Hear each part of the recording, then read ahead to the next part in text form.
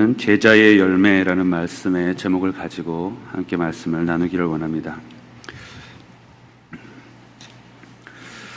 오늘 39절에 보면 이렇게 기록하고 있습니다. 또 비유로 말씀하시되 맹인이 맹인을 인도할 수 있느냐? 둘이 다 구덩이에 빠지지 아니하겠느냐? 39절에서 말하는 첫 번째 맹인은 유대 선생을 이야기합니다. 율법을 가르치는, 하나님의 말씀을 가르치는 이스라엘 백성들에게 하나님의 말씀을 가르쳤던 그런 사람들을 의미합니다. 그리고 두 번째 맹인은 일반 백성들을 의미합니다. 이 맹인의 공통점이 뭐냐 하면요, 예수 그리스도를 알지 못한다는 것입니다.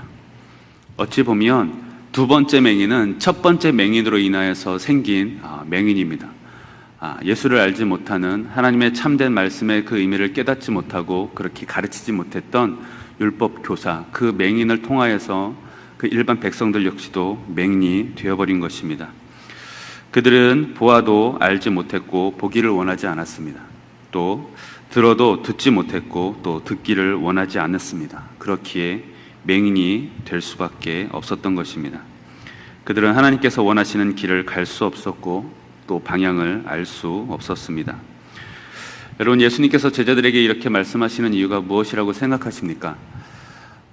참된 스승을 만나야 한다는 것입니다. 그리고 그 길을 따라갈 수 있어야 한다는 것입니다. 그래야 구덩이에 빠지지 않고 자멸하지 않고 멸망하지 않고 하나님께서 원하시는 그 길을 따라서 한 걸음 한 걸음 나아갈 수 있다는 것을 말하는 것입니다. 맹인이 맹인을 인도하는 공동체는 결국 멸망하게 될 것입니다. 자멸하게 될 것입니다. 서로를 죽이는 결과를 가져오게 되는 것이죠. 여러분들이 잘 아시겠지만 오늘 말씀에 등장하는 이 맹인은 실제로 눈이 먼 사람을 이야기하는 것이 아닙니다. 볼 수 없는 사람을 이야기하는 것이 아니라는 것입니다.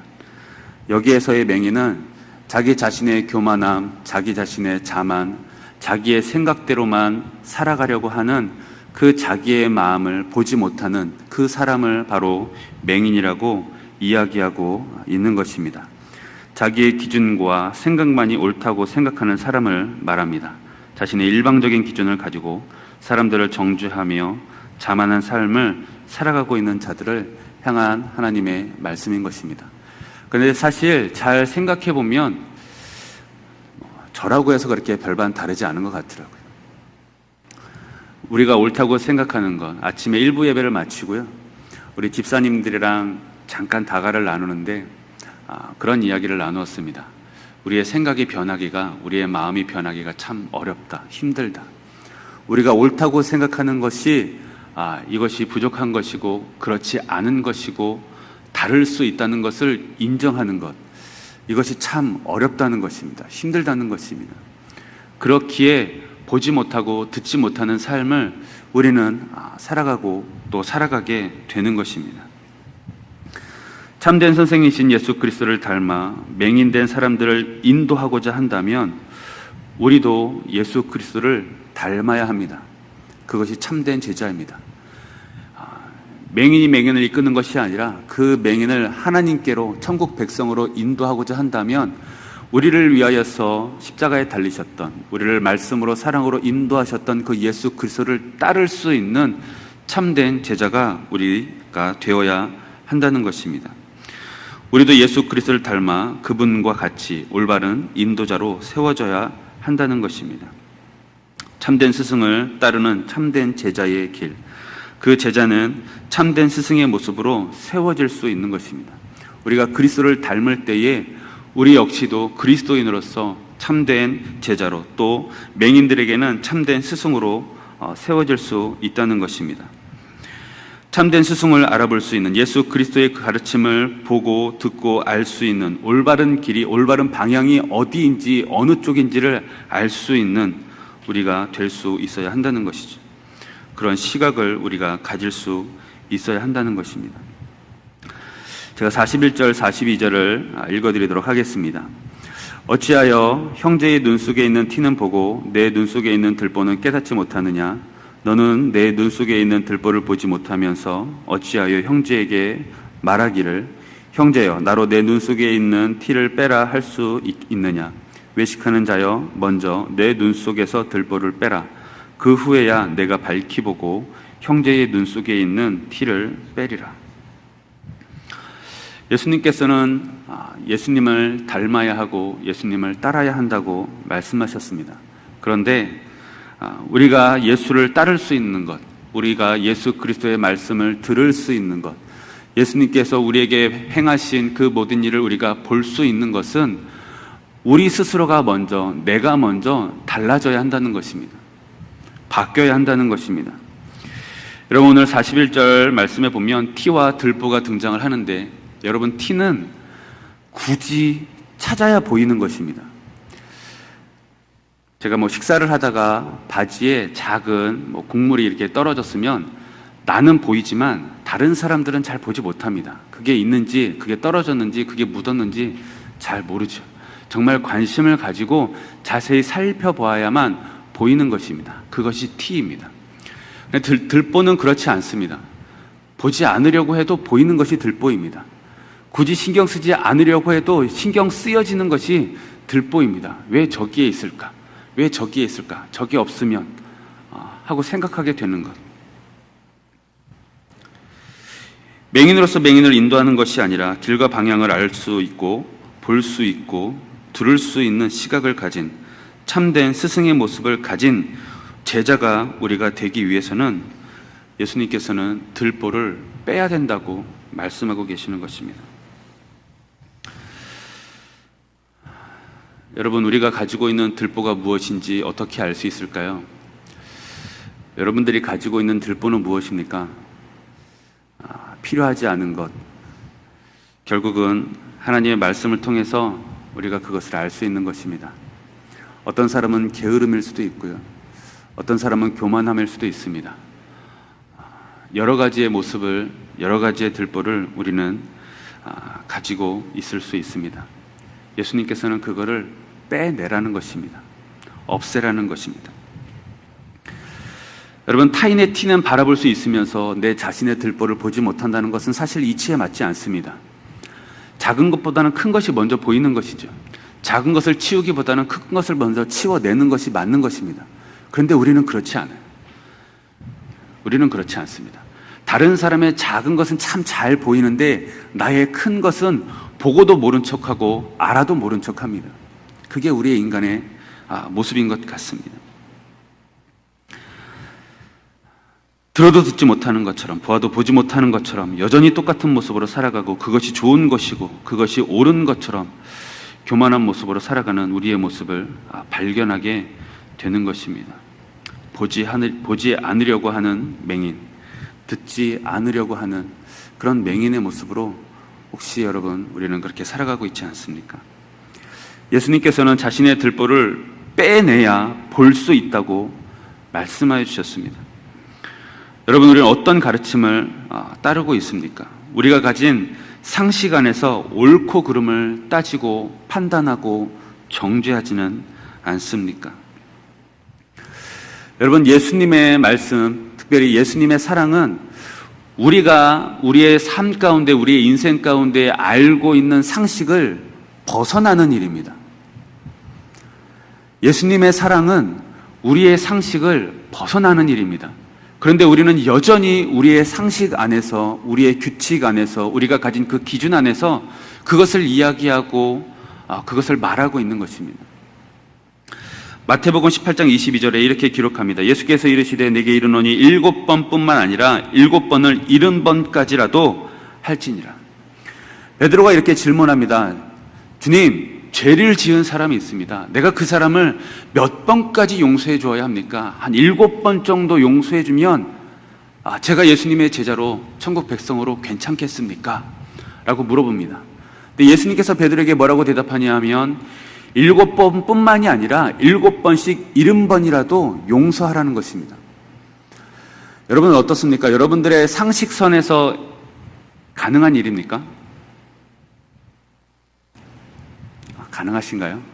저만 불가능한가 봅니다. 저는 이게 잘 안 될 것 같아요. 나에게 잘못한 사람, 내가 생각하고 내가 가지고 있는 그 기준에서 분명히 잘못된 건데, 틀린 건데, 그리고 그뿐만 아니라 나를 향해서 분명히 잘못한 일을, 잘못된 말을 나에게 하는 것인데 내가 그 사람을 용서하는 것. 여러분, 한 번 용서하기도 힘들지 않나요? 그런데 베드로는 그래도 7번 내가 용서하면 되겠습니까? 라고 말할 수 있었습니다. 그런데 예수님께서는 그 베드로의 상식을 뛰어넘으셨습니다. 7번이 아니라 7번씩 70번이더라도 용서를 해 주어야 한다. 여러분, 우리 공동체, 우리 지체들이 여러분들에게 그런 잘못과 그런 실수를 했을 때 여러분들은 어떠십니까? 용서해 주실 수 있으십니까? 그 사람을, 그 영혼을 품어주실 수 있으십니까? 여러분, 절대 이것은 상식적인 것이 아니고 일반적인 것이 아닙니다. 예수님의 사랑을, 예수님의 말씀을 우리의 상식 기준 안에서, 우리의 일반적인 삶의 기준 안에서 적용하려고, 따르려고 하지 마십시오. 세상은 우리에게 이렇게 가르치지 않았습니다. 일반적인 것으로, 그냥 상식적인 것으로만 우리에게 가르치는 것이죠. 상식을 뛰어넘는 것이 아니에요. 용서하라고 가르쳐주지 않습니다. 이해하라고 가르쳐주지 않죠. 오히려 세상은 우리에게 이겨내라고, 승리하라고, 정복하라고 그렇게 가르치는 것이 세상입니다. 또 우리가 정당하게 주어야 할 것, 정당하게 주어야 할 것. 그런데 이런 것들도 아낀다는 핑계로, 괜찮다는 이유로 합리화하기도 하고요. 다른 사람도 그렇게 한다는, 어떻게 보면 좀 뻔뻔한 말로 그냥 무마시키려고도 합니다. 이것이 우리 인간의 모습입니다. 여러분, 마태복음 25장에 보면 이런 내용으로 하나님께서 말씀하십니다. 주님께서 내가 줄일 때에 너희는 먹을 것을 주지 않았다. 목마를 때에 마실 것을 주지 않았고, 나그네 되었을 때 영접하지 않았다. 떨고 있는 내게 옷을 입혀주지 않았고, 어렵고 힘들 때 돌봐주지 않았다. 주님께서 염소를 향하여서, 양과 염소를 비교하면서 염소를 향하여서 이렇게 말씀하시거든요. 너희는 내가 줄일 때 먹을 것을 주지 않았다는 거예요. 내가 목마를 때 마실 것을 주지 않았다는 거예요. 내가 추위에 떨고 있을 때 옷을 입혀주지 않았다는 거예요. 내가 어렵고 힘들 때 너희들은 나를 돌봐주지 않았다는 거예요. 여러분, 이 말씀이 무엇입니까? 우리가 진짜로 예수님을 향하여서 그렇게 하지 않았다는 말씀입니까? 아니요, 그렇지 않아요. 예수님께서는 우리에게 너희들의 이웃을 향하여서 왜 그렇게 하지 않았느냐라고 책망하시는 것입니다. 여러분들의 인생 가운데에 여러분들이 가지고 있는 상식 안에선 어떻습니까? 여러분, 굶주리고 있는 자에게 밥을 사주시는, 한 끼 식사를 사주시는 그런 인생 살아가고 계십니까? 떨고 있는 자를 향하여서 옷을 내어줄 수 있는 삶을 살아가고 계십니까? 어렵고 힘든 자를 향하여서 궁일한 마음을 품고 그들을 돕기 위해서, 또는 그들을 위로하고 격려하면서 살아가고 계십니까? 여러분들은 혹 그런 모습들을 돌아보면서도, 알고 있으면서도, 보아오면서도 합리화하고 계시지 않습니까? 나는 바쁜 것, 나는 힘이 없는 것, 나는 능력이 없기 때문에, 나는 시간이 없기 때문에. 그것이 우리의 상식 안에서의 생각입니다. 그런데 예수님께서는 그것을 뛰어넘어야 한다고 말씀하시는 것입니다. 여러분, 이것이 우리의 눈에, 우리의 마음에, 우리의 영혼에 박혀있는 들보인 것입니다. 그것을 예수님께서는 빼내야 한다고 말씀하시는 것입니다. 마태복음 25장 41절에는 그렇지 못한 사람들에게 예수님께서 뭐라고 말씀하시냐면 굉장히 무서운 말씀을 하십니다. 나를 떠나라. 마귀를 위해 준비된 영원한 불에 네가 들어가라. 예수님께서 하신 말씀입니다. 궁일한 마음을 품지 않는 사람들, 그들을 향하여서 예수님께서 나를 떠나라는 것입니다. 마귀를 위해서 준비된 그곳으로 들어가라는 것입니다. 영원한 불에 들어가라는 것입니다.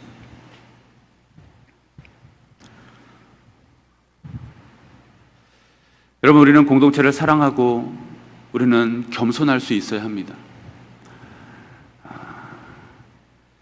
자기의 기준을 가지고 자기의 생각만을 가지고 자기의 욕심만을 가지고 살아가는, 남을 판단하고 정죄하는 것이 아니라 주님께서는 사랑할 수 있어야 한다는 것입니다.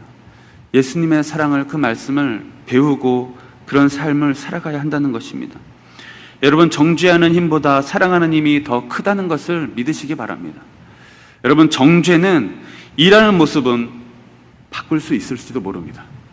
그런데 정죄는 한 영혼을 바꾸기는 힘듭니다. 한 사람을 바꾸기는 어렵습니다. 그런데 여러분, 반대로 사랑은 일하는 모습은 바꿀 수 없을지도 모릅니다. 그가 하는 일의 그 방법은 바꿀 수 없을지도 모릅니다. 하지만 여러분, 사랑은 그 한 영혼을 바꿀 수 있는 힘이 있는 것입니다. 그의 삶의 방향을 바꿀 수 있는 힘이 있다는 것이죠. 들보를 빼내는 것을 두려워하지 마시기 바랍니다. 겸손한 삶을 살아가는 것에 대해서 억울해하지 마시기 바랍니다. 여러분들은 어떠십니까? 내가 저 사람보다 겸손해야 한다고 하면 괜히 억울한 생각 들지 않으십니까? 내가 왜? 내가 저 사람보다 뭐가 못나서? 내가 저 사람보다 뭐가 부족해서? 내가 저 사람보다 뭘 몰라서? 여러분들은 어떠십니까? 예수님께서는 그것을 빼내라는 것입니다. 그것이 내 눈을 막는, 내 마음을 막는 들보라는 것입니다.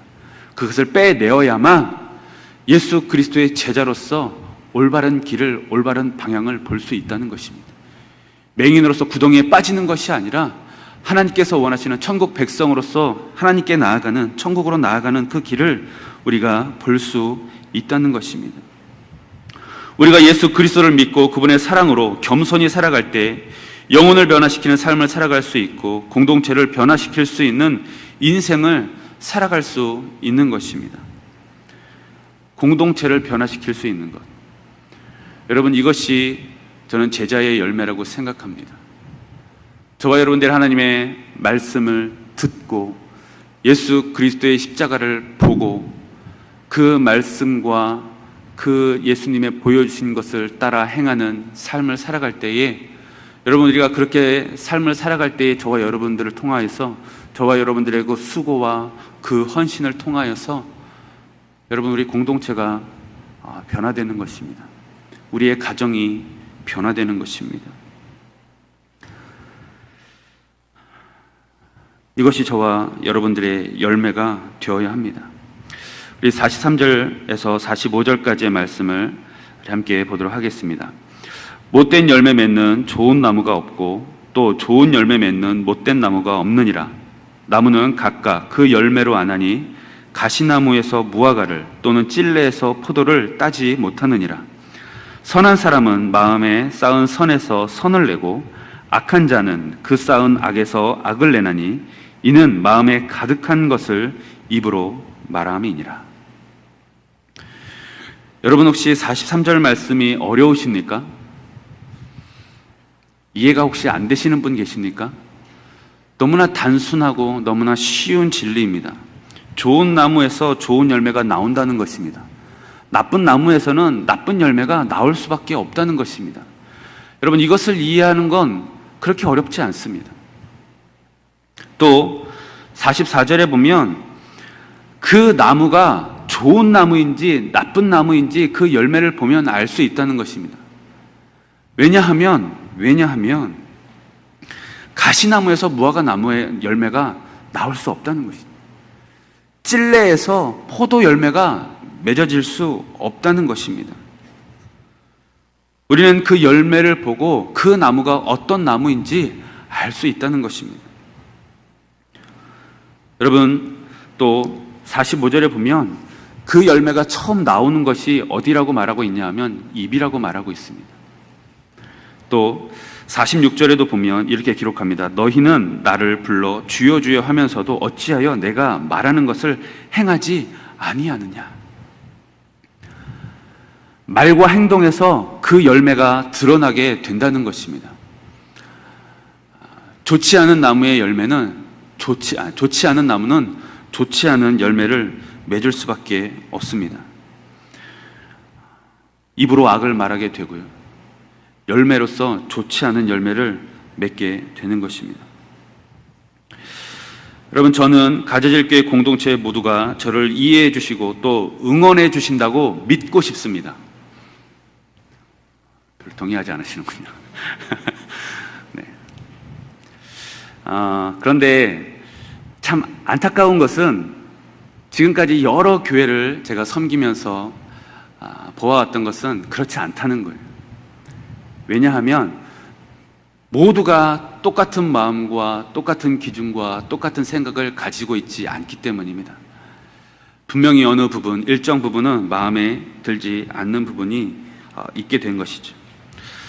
저의 말투, 행동하는 모습, 또 저의 일하는 모습, 찬양, 설교 등등 아마 마음에 들지 않는 부분들이 아마 있을 것입니다. 하지만 저는 가져질교회 모든 성도들에게 신앙적인 도움이 될 수 있도록 노력하고 있다는 것을 말씀드리고 싶습니다. 또 저뿐만 아니라 이 공동체 안에 세워진 모든 리더십들이 아마 마찬가지일 겁니다. 여러분, 저희 교회에 세워진 장로님들이 이 교회가 망했으면 좋겠다고 하시는 분들이 계실까요? 아마 그렇지 않을 거예요.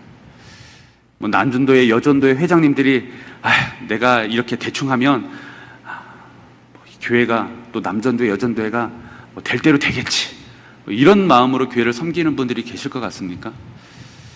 아마 그렇지 않을 거예요.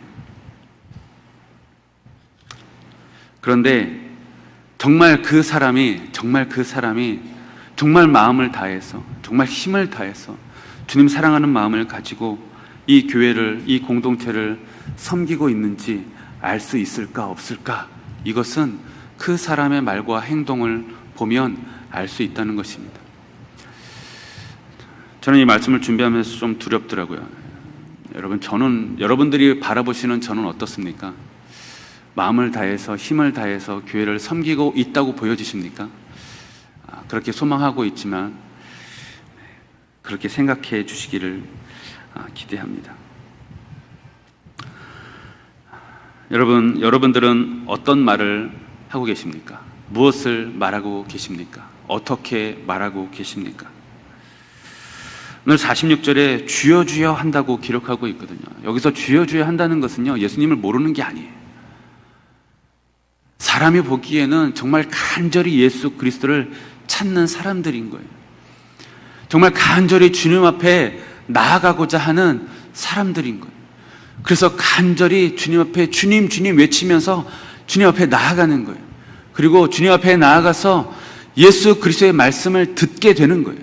알게 되는 거예요. 그런데 중요한 건 뭐냐 하면 주님께서 그들을 향해서 이렇게 말씀하고 계십니다. 너희들은 행하지 않는다. 너희들은 행하지 않는다. 예수를 알고 믿는다고 하는 자들이 주여 주여를 외치면서도 악한 마음을 품고 악한 말을 하고 그분의 말씀을 듣고도 행하지 않는 삶을 살아가는 것. 여러분, 이것이 이해가 되십니까? 그런데 그렇게 살아가는 것. 이런 자들이 맹인인 것입니다. 보아도 보지 못하고 들어도 듣지 못하는 자들인 것이죠. 제가 유년부 담당 목사입니다. 오늘 저희 유년부 말씀을 준비하면서 신명기 30장 11절과 14절 말씀에 이런 내용이 있습니다. 내가 오늘 내게 명령한 이 명령은 내게 어려운 것도 아니요 먼 것도 아니라 오직 그 말씀이 내게 매우 가까워서 내 입에 있으며 내 마음에 있은즉 내가 이를 행할 수 있느니라. 여러분, 하나님의 말씀이 우리에게 멀리 있는 것이 아니라는 것입니다. 하늘에 올라갔다 와야, 하늘에 올라가서 누가 받아와야 우리가 보고 들을 수 있는 말씀이 아니라는 것입니다. 배를 타고 바다를 건너가서 그곳에 가서 하나님의 말씀을 받아와야 우리가 보고 들을 수 있는 것이 아니라는 것입니다. 우리에게 매우 가까이 있고 우리의 마음속에 있기에 우리가 충분히 그것을 행할 수 있다고 말씀하고 있습니다. 어려운 것이 아니라고 말씀하시는데 매우 가까이에 있다고 말씀하고 계심에도 불구하고 왜 우리는 말씀에 순종하지 못하고 왜 우리는 여전히 이 말씀이 어렵다고 생각하면서 살아가고 있을까? 왜 좋은 열매를 맺지 못하고 정죄하고 교만하고 말씀을 들어도 행하지 못하고 예수 그리스도와 동행하지 못하고 그러므로 공동체를 무너뜨리게 되는 그런 삶을 살아가고 있을까? 말씀이 어려운 것이 아닙니다. 말씀이 멀리 있는 것이 아닙니다. 우리 옆에 있고 늘 들을 수 있습니다. 사실 초등학생 정도만 되면 듣고 이해할 수 있는 것이 말씀입니다. 그런데 여러분, 그것이 우리에게 멀리 있는 것처럼 우리에게 어렵게 느껴지는 것은 말씀이 어렵다는 것이 아니라 그 말씀에 순종하는 것이 어려운 것입니다. 들어도 모른 척하기 때문에 이 말씀이 내게 너무 멀리 있는 것처럼 느껴지는 것입니다. 내 기준을, 내 생각을 내려놓기가 너무 어렵고 다른 사람을 이해해 주기가 너무 어렵고 그 사람에게 나를 낮추기가 너무 어려운 것입니다.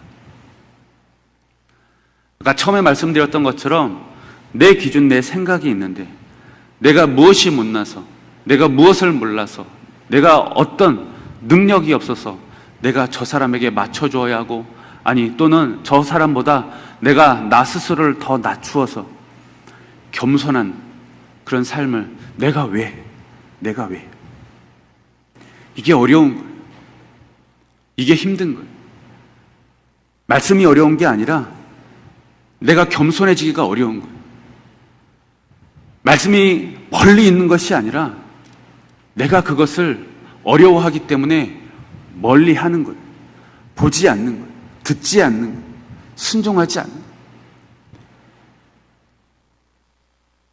그래서 주님께서 말씀하십니다. 주여 주여 하면서도, 주님 앞에 나와 주의 말씀을 들으면서도 왜 행하지 않는가? 어렵다는 것이죠. 너무 멀리 있다는 핑계입니다. 나를 포기하지 못하겠다는 거예요.